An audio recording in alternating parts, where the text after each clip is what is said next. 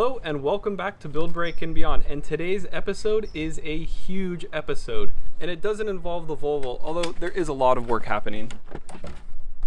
But today is one of my favorite types of days ever, and it's not my birthday, it's not Christmas, obviously. Today isn't even Saturday. So what makes today so special? Today is New Project Car Day, and this is the day when you get a blank canvas, a new project, adventures, and all types of new things to learn about. So what was the new car that I picked up? It's definitely not that. That's my friend John. He's just storing it here for now. So let's pull it out.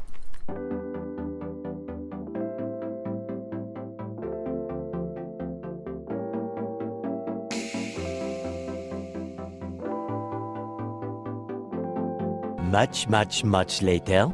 Alright, well, I'm having a little bit of trouble getting the car to start and pull out right now. It might be a battery problem or fuel or something like that. So I'm just going to pull it out with John's truck.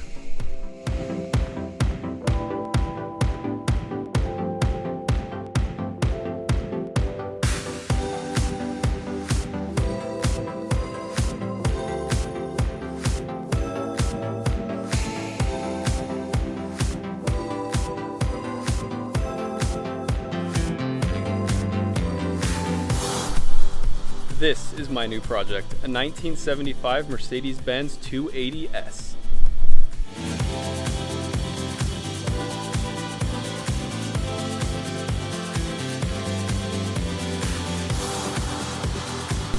So why did I buy this car in this condition for actual money? There are three reasons why.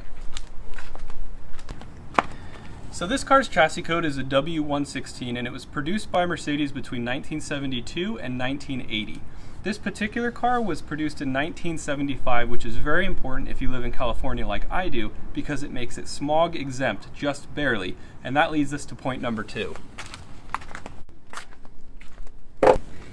The previous owner didn't like the 2.8 liter inline 6 that came with the car, and honestly I can't blame him. It only made 158 horsepower, and the car weighed 3,500 pounds, so it had all the motivation in the world to get the car from 0 to 60 in a very leisurely 16.3 seconds.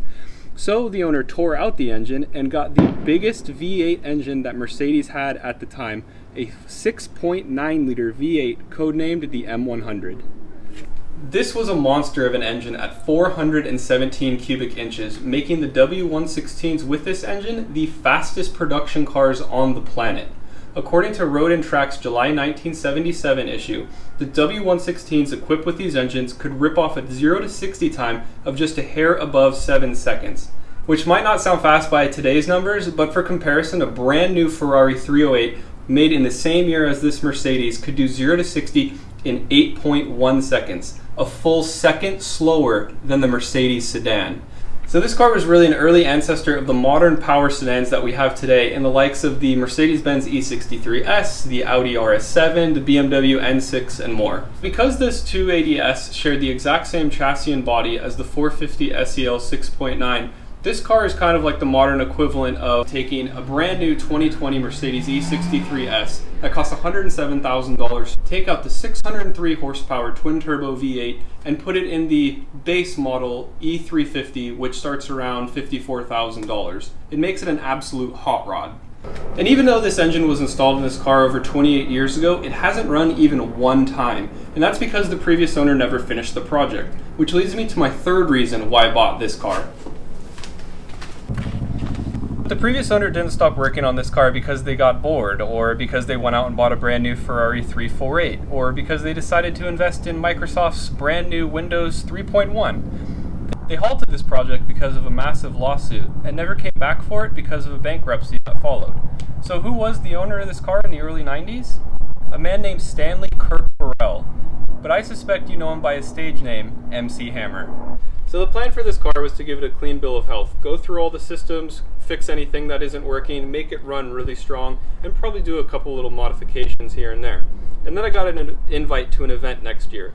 Because I'm filming this in 2020, obviously next year's 2021, and that's a very significant year for a specific group of scoutflaws. This car is going to be prepared for the 50th anniversary of the Cannonball Run, an event that's close to my heart. The cars that are allowed on this event are limited to cars that have either already competed in an event cross country or they're replicas of those cars.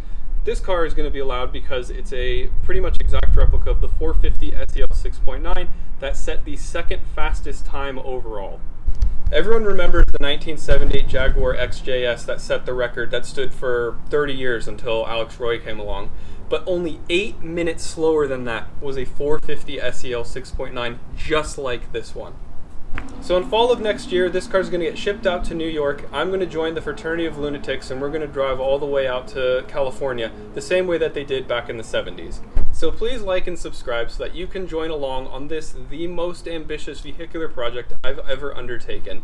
And follow back next episode so that you can see exactly what's what when we tear through this car and see what parts we're missing, what parts we have, and what animals have been living in it for the past 28 years. Thanks, I'll see you on the next one.